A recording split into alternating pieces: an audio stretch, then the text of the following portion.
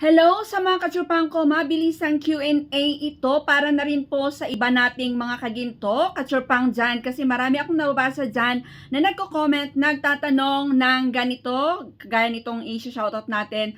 Nakatanungan ni Sir Rugin Bert na sabi niya, ma'am, kung magsasanla daw po siya sa Villarica is kung pwede daw ba na hindi na niya tutubusin.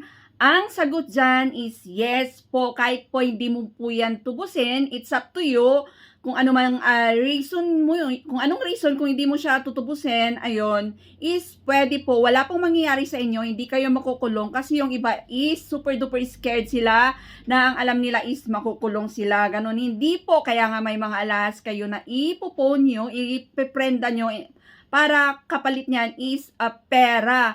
But if I were you, kung carry pa naman, kasi may longer naman yung period of time na mag-iipon tayo na palugit ni pawn shop. It's like 3 months to 4 months bago mag-expire, bago masubasta yung mga pawn shop natin is tubusin nyo po kasi yung mga alas ngayon is nagtataas na yung mga presyo niyan. Ayun, hanggang patagal ng patagal, tumataas po yung value nung alas mo na yan. And yung mga sinanla natin is ano lang yan. It's like 60%.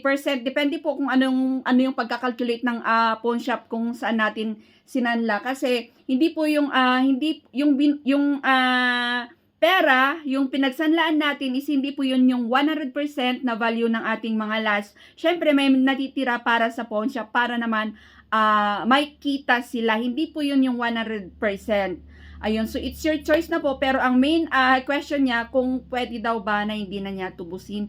Yes po, yun lang po. And sa mga kaginto ko dyan, mga kasyopang ko, feel free to comment down below. Ayan, tulungan din ako sagutin yung mga question ng mga kasyopang natin. Ayan, kasi marami pa tayong hindi alam about sa mga jewelry, about sa mga pawn shop thing na yan. Ayun, so yeah, that's it for today's vlog. Thanks for watching. Bye-bye!